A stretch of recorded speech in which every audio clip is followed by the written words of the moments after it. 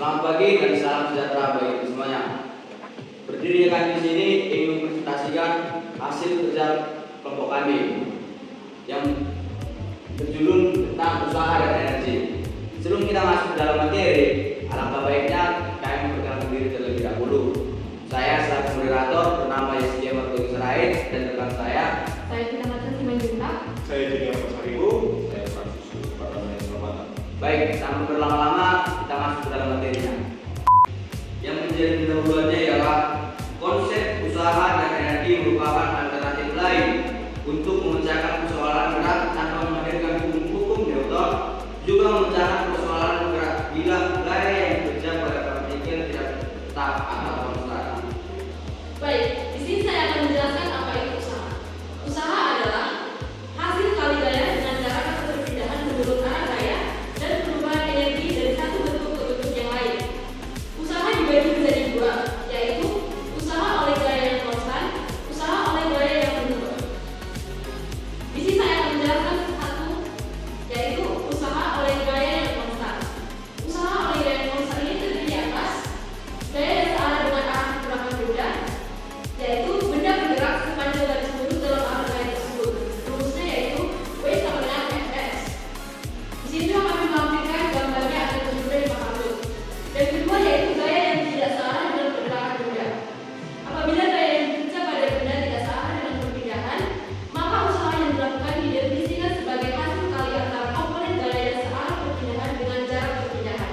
Rumusnya yaitu W sama dengan Fx cos theta, di mana W sama dengan usaha pada benda, satuannya adalah joule. F sama dengan gaya yang bekerja pada benda, satuannya Newton.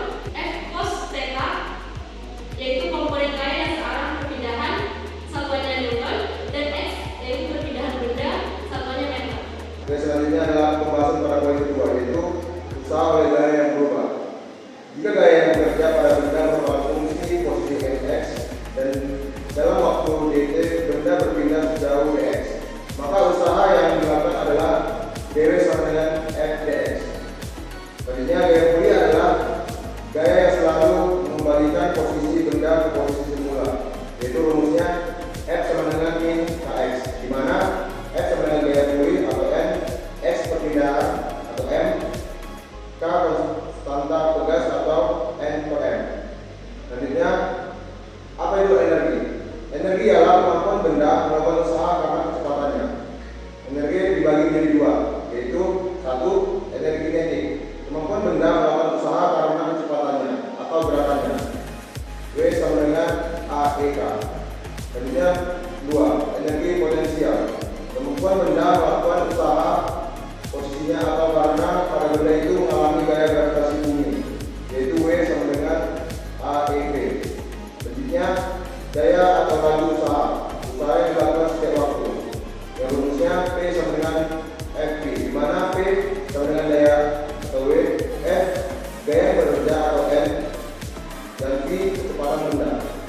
Nah, di sini saya akan melanjutkan hukum kekekalan energi mekanik. Nah, hukum kekekalan energi mekanik ini meliputi dua hal, yaitu ada gaya konservatif dan yang kedua ada gaya disipatif. Gaya konservatif itu, jika usaha yang dilakukan oleh gaya itu pada sebuah partikel yang bergerak menempuh seberang putaran perjalanan sampai ke titik semula sama dengan 0. Contohnya gaya gravitasi, rumus WKB tambah WBA sama dengan 0. Yang kedua, gaya disipatif. Gaya disipatif itu, jika usaha yang dilakukan oleh gaya itu pada sebuah partikel yang bergerak menempuh seberang putaran perjalanan sampai kembali ke titik semula tidak sama dengan 0. Contohnya gaya dθ dengan rumus WTK sama dengan E2 minus E1. Kita akan mengerjakan soal, saya bacakan itu sebuah gaya yang bekerja pada benda bermassa 3 kg sedemikian sehingga posisi benda sebagai kursi waktu itu xt sama dengan 3t dikurang 4t kuadrat ditambah t pangkat 3 m dan m waktu dalam detik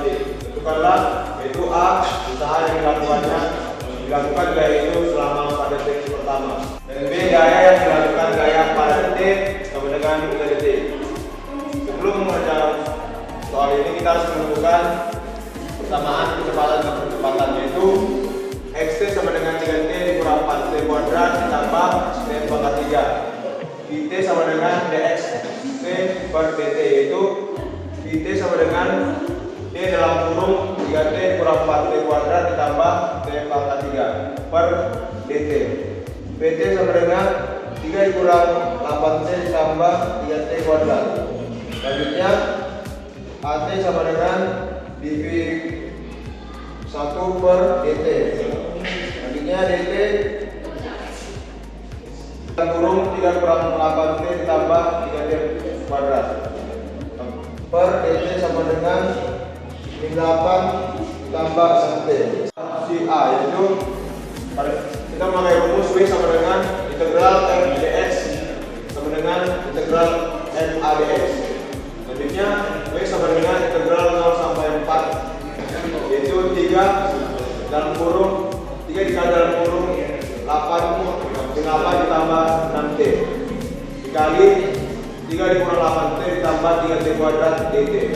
Selanjutnya integral 0 sampai 4 dalam kurung min 24 ditambah 8t dikali 3 dikurang 8t ditambah 3t kuadrat dt. Selanjutnya integral 0 sampai 4 dalam kurung min 72 ditambah 192 t dikurang 72t kuadrat ditambah 54t kurang 144t kuadrat ditambah s 4 pangkat 3 dt. Selanjutnya integral 0 sampai 4 54 t pangkat 3 dikurang 216t pangkat 2 ditambah 246t dikurang 22 dt. Selanjutnya integral 54 per 4 kita t 4 dikurang 216 per 3 t pangkat 3 ditambah 246 per 2 t kuadrat dikurang 72t. Selanjutnya 54 integral 54 per 4 ditambah T4 kurang 216 per 3 4 pangkat 3 ditambah 246 per 2 4 pangkat 2 dikurang 72 4 dikurang 0. Integral 13,5 4 pangkat 4 dikurang 72 4 pangkat 3 ditambah 12 123 4 pangkat 2 dikurang 72 4. Yang kita dapat hasilnya itu 528 Joule. Nah, selanjutnya saya akan menjawab bagian B. Daya yang dilakukan gaya pada T sama dengan 3 detik adalah, nah, P sama dengan FB sama dengan MAF itu rumusnya. Kemudian selanjutnya P sama dengan 3 kali min 8 tambah 6T dikali 3 kurang 8T tambah 3T kuadrat. Nah, selanjutnya P sama dengan min 72 tambah 192T kurang 72T kuadrat tambah 54T kurang 144T kuadrat tambah 54T pangkat 3. Kemudian 54T pangkat 3 kurang 216T kuadrat tambah 246T kurang 72. Nah, pada T sama dengan 3 detik, maka P sama dengan 54 kali 3 pangkat 3 kurang 216 kali 3 kuadrat tambah 246 kali 3 kurang 72. P sama dengan 432 kurang 864 tambah 492 kurang 72 sama dengan 180 watt. Baik, di sini kita akan membahas contoh soal berikutnya, yaitu sebuah balok 10 kg bergerak mulai dari keadaan diam pada bidang miring dengan sudut θ sama dengan 30 derajat terhadap bidang datar dengan μs sama dengan 0,25. Hitunglah kecepatan benda setelah menempuh jarak 5,7 meter pada bidang miring. Nah, di sini diketahui masanya sama dengan 10 kg, x-nya sama dengan 5,7 meter, μs-nya sama dengan 0,25, sudut θ-nya sama dengan 30 derajat dan D-nya sama dengan 9,8 meter per sekon kuadrat. Kita mulai dari mencari WTK-nya sama dengan EK2 tambah EP2 kurang EK1 tambah ET1 minus FSX sama dengan EKB tambah EPB kurang EKA tambah EPA minus μSN kali 5,7 sama dengan setengah MVB kuadrat tambah MVHB kurang setengah MVA kuadrat tambah MVHA minus μS MV cos 30 derajat kali 5,7 sama dengan setengah MVB kuadrat tambah MVHB kurang setengah MVA kuadrat tambah MVHA. Nah, karena sudah diketahui semua angkanya, jadi tinggal masukkan aja.